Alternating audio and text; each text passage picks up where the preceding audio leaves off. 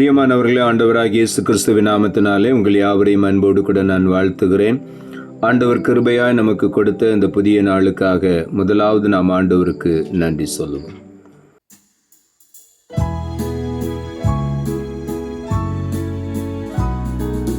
எந்தன் முகத்தை தேடுங்கள் என்று என் கர்த்தர் சொன்னதினாலே, எந்தன் முகத்தை தேடுங்கள் என்று என் கர்த்தர் சொன்னதினாலே, தம் முகத்தை தேடுவேனே, கூப்பிடும் என் சத்தம் கேட்டு தயவாக பதிலளிப்பார்.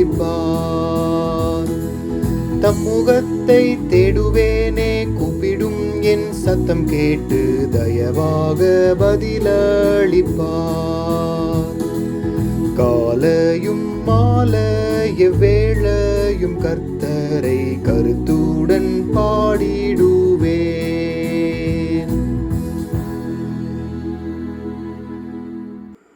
இந்த நாளுக்கு என்ற ஆண்டவர் கொடுக்கிற ஒரு வார்த்தை எபேசியர் புஸ்தகம் 5ஆம் அதிகாரம் 14வது வசனம். எபேசியர் 5:14. ஆதலால் தூங்குகிற நீ விழித்து மரித்தோரை விட்டு எழுந்திரு, அப்பொழுது கிறிஸ்து உன்னை பிரகாசிப்பிப்பார் என்று சொல்லியிருக்கிறார். தூங்குகிற நீ அந்த தூக்கத்தை விட்டு விழித்து எழும்பு என்று சொல்லுகிறார். நீ எழும்பும் பொழுது ஆண்டவராகிய இயேசு உன்னை பிரகாசிக்க பண்ணுவார். ஆகவே இந்த காலை வேளையில் நாம் ஒவ்வொருவரும் கிறிஸ்துவுக்காக ஒளி வீசுகிறவர்களாய் பிரகாசிக்கிறவர்களாய் காணப்பட வேண்டும். நம்முடைய எல்லா வாழ்க்கையின் பகுதிகளிலும் நாம் பிரகாசிக்க வேண்டும் என்று ஆண்டவர் விரும்புகிறார். மார்க் எழுதின சுவிசேஷம் 13ஆம் அதிகாரம் 36ஆம் வசனம் சொல்லுகிறது, நீங்கள் நினையாத வேளையில் அவன் வந்து உங்களை தூங்குகிறவர்களாய் கண்டுபிடியாதபடிக்கு விழித்திருங்கள் என்று இங்கே எழுதப்பட்டிருக்கிறது. ஆண்டவர் ஒரு ஓமையை சொன்னார். ஒரு எஜமான் தன்னுடைய வீட்டின் பொறுப்பை தன்னுடைய ஊழியக்காரனிடத்தில் கொடுத்து விட்டு அவன் வெளிதேசத்துக்கு போய் திரும்ப வரும்பொழுது, இப்படி உங்களை பார்க்க கூடாது, நீங்கள் நினையாத வேளையில் அவன் வந்து உங்களை தூங்குகிறவர்களாக கண்டுபிடியாதபடிக்கு என்று எழுதப்பட்டிருக்கிறது. எஜமான் வரும்பொழுது விழித்திருக்கிறவர்களாய் காணப்பட வேண்டும் என்று இங்கே ஆண்டவருடைய வார்த்தை சொல்லுகிறது. நமக்கு கொடுக்கப்பட்டிருக்கிற பொறுப்புகளிலே நாம் விழித்திருந்து எஜமானுக்கு நாம் உண்மையாயிருந்து அவன் தூங்குகிறவர்களாய் நம்மை கண்டுபிடியாதபடிக்கு விழித்திருக்க வேண்டும் என்று எல்லா காரியத்திலும் நாம் விழித்திருக்கும் பொழுது நிச்சயமாக நம்முடைய எஜமானாகிய ஆண்டவராகிய இயேசு இந்த பூமியில் வரும் பொழுது நம்மை அவரோடு கூட சேர்த்து கொள்வார். அவருடைய ராஜ்யத்துக்கு நம்மை அழைத்து கொண்டு போவார். ஆகவே நாம் எப்பொழுதும் விழித்திருக்க வேண்டும் என்று ஆண்டவருடைய வார்த்தை சொல்லுகிறார். எந்த நேரத்திலே எஜமான் வருவார் என்று தெரியாது. ஆகவே எந்த நேரமும் நாம் விழித்திருந்து ஆயத்தமாய் இருக்க வேண்டும் என்று ஆண்டவர் விரும்புகிறார். அப்படி நாம் எல்லா காரியத்திலும் விழித்திருக்கும் பொழுது நம்முடைய வாழ்க்கையில் ஆசீர்வாதங்களையும் பிரகாசத்தையும் வெளிச்சத்தையும் நாம் கண்டு கொள்வோம். ஆண்டவர் நம்மை பிரகாசிக்க பண்ணுவார். மற்றவர்கள் மத்தியிலே நம்முடைய தலையை உயர்த்துவார். நம்மை மேன்மைப்படுத்தி பிரகாசிக்க பண்ணுவார். 1 தெசலோனிக்கேயரின் புஸ்தகம் 5ஆம் அதிகாரம் 6வது வசனம் சொல்லுகிறது, ஆகையால் மற்றவர்கள் தூங்குகிறது போல நாம் தூங்காமல் விழித்து கொண்டு தெளிந்தவர்களாய் இருக்க கடவோம் என்று இந்த வார்த்தை சொல்லுகிறது. மற்றவர்கள் தூங்குகிறது போல நாம் நம்முடைய காரியங்களில் தூங்காதபடி நாம் விழித்து கொண்டு தெளிந்தவர்களாய் இருக்க வேண்டும். விழித்திருக்க வேண்டும் என்று சொன்னால் ஒவ்வொரு காரியத்திலும் தெளிவுள்ளவர்களாய், மன தெளிவுள்ளவர்களாய் நாம் காணப்பட வேண்டும். அப்படி இருக்கும் பொழுது நிச்சயமாகவே ஆண்டவர் நம்மை பிரகாசிக்க பண்ணுவார். மத்தேயு எழுதின சுவிசேஷம் 26ஆம் அதிகாரம் 41ஆம் வசனம் சொல்லுகிறது, நீங்கள் சோதனைக்குட்படாதபடிக்கு விழித்திருந்து ஜெபம் பண்ணுங்கள். ஆவி உற்சாகம் உள்ளதுதான், மாம்சமோ பலவீனம் உள்ளது என்றார். ஆண்டவராகிய இயேசு இந்த வார்த்தையை சொல்லுகிறார். நீங்கள் சோதனைக்குட்படாதபடிக்கு விழித்திருந்து ஜெபம் பண்ணுங்கள். ஆண்டவராகிய இயேசு கிறிஸ்து இந்த உலகத்தின் ஊழியங்களை நிறைவேற்றி சிலுவை மரணத்துக்கு கடந்து போகும் முன்பதாக இந்த கெத்செமனே தோட்டத்திலே ஆண்டவர் தமக்கு நெருங்கின 3 சீஷர்களை பேதுரு, யாக்கோபு, யோவானை அழைத்து கொண்டு போய் அவர்களை ஜெபிக்க சொல்லிவிட்டு சற்று அப்புறம் போய் ஆண்டவர் ஜெபிக்க ஆரம்பித்தார். மறுபடியும் வந்து பார்க்கும் பொழுது அவர்கள் தூங்கி கொண்டிருந்தார்கள். ஆகவே ஆண்டவர் சொன்னார், நீங்கள் சோதனைக்குட்படாதபடி விழித்திருந்து ஜெபம் பண்ணுங்கள் என்று சீஷர்களை பார்த்து ஆண்டவர் சொன்னார். ஆவி உற்சாகம் உள்ளது, மாம்சமோ பலவீனம் உள்ளது.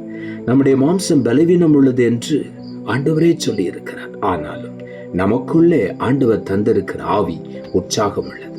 அந்த உற்சாகமான ஆவி எப்பொழுது விழித்திருக்க வேண்டும் என்று ஆண்டவர் விரும்புகிறார்.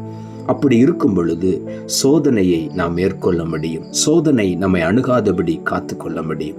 நம்முடைய ஆவியில் உற்சாகமாய், ஆவியில் நிறைந்து ஜெபிக்கிறவர்களாய் எப்பொழுது உற்சாகமாய் இருக்கும் பொழுது நாம் சோதனையை மேற்கொள்ளுவோம். சோதனைக்கு நாம் உட்படவே மாட்டோம்.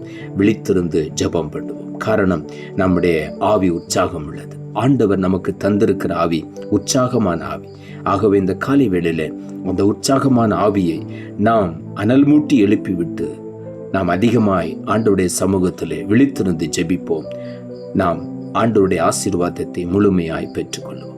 நீதிமொழிகளின் புஸ்தகம் 20ஆம் அதிகாரம் 13ஆம் வசனம் இப்படியாய் சொல்லுகிறது, தூக்கத்தை விரும்பாதே, விரும்பினால் தரித்திரனாவாய்.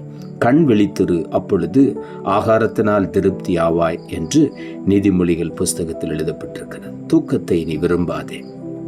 நாம் தூக்கத்தை விரும்பினால் தரித்திரம் நம்மை தொடரும் என்று வேதம் சொல்லுகிறது. ஆகவே நாம் கண் விழித்திருக்கும் பொழுது ஆண்டவர் ஆகாரத்தினால் நம்மை திருப்தியாக்குவார். ஆகவே நாம் கண் விழித்திருந்து நம்முடைய காரியங்களை கருத்தாய் செய்யும் பொழுது, நாம் தூக்கத்தை விரும்பாதபடி நமக்கு கொடுக்கப்பட்டிருக்கிற காரியங்களை கண் விழிப்போடு இருந்து செய்யும் பொழுது நிச்சயமாகவே ஆண்டவர் நம்மை திருப்தியாக்குவார். கொலோசையர் புஸ்தகம் 4ஆம் அதிகாரம் 2ஆம் வசனம் சொல்லுகிறது, இடைவிடாமல் ஜெபம் பண்ணுங்கள், ஸ்தோத்திரத்துடன் ஜெபத்தில் விழித்திருங்கள். எப்படி நாம் விழித்திருந்து ஜெபம் பண்ணுவது? வேதம் சொல்லுகிறது, ஸ்தோத்திரத்துடன் ஜெபத்தில் விழித்திருங்கள். நாம் விழித்திருக்க வேண்டுமானால் இடைவிடாமல் ஆண்டவரை ஸ்தோத்தரித்துக் கொண்டே இருக்க வேண்டும். ஆகவே தான் தாவீது சொல்லுகிறார், கர்த்தரை நான் எக்காலத்திலும் ஸ்தோத்தரிப்பேன், அவர் துதி எப்போதும் என் வாயில் இருக்கும் என்று. இந்த காலை வேளையிலே நம்முடைய வாயிலை கர்த்தரை உயர்த்துகிற துதி இருந்து கொண்டே இருக்கும் பொழுது நாம் ஒருபோதும் தூங்க மாட்டோம். நாம் இடைவிடாமல் ஜெபம் பண்ணுவோம், விழித்திருந்து ஜெபம் பண்ணுவோம், ஆண்டவருடைய ஆசீர்வாதத்தை பெற்றுக்கொள்வோம், நம்முடைய வாழ்க்கை பிரகாசிக்கும். நாம் ஜெபிப்போம். அன்புள்ள ஆண்டவரை, கிருபையா நீர் கொடுத்த இந்த புதிய நாளுக்காய் மறுபடியும் உமக்கு நன்றி செலுத்துகிறோம். ஆண்டவர் கொடுத்த ஜீவனுள்ள வார்த்தைக்காக நன்றி. ஆதலால் தூங்குகிற நீ விழித்து மரித்தோரை விட்டு எழுந்திரு, அப்பொழுது கிறிஸ்து உன்னை பிரகாசிப்பிப்பார் என்று சொல்லியிருக்கிறார் என்ற வார்த்தையை கொடுத்தீர். வசனத்தை கேட்டுக்கொண்டிருக்கிற ஒவ்வொருடைய வாழ்க்கையிலும் இருக்கிற தூக்கத்தை முற்றிலுமாய் வெறுத்துவிட்டு அதிகமாய் கண் விழித்து ஜெபித்து ஆண்டவருடைய சமூகத்தை இடைவிடாமல் தேடும் பொழுது நிச்சயமாகவே ஒவ்வொருவரையும் இந்த காலை வேளையில பிரகாசிக்க பண்ணுவேன்.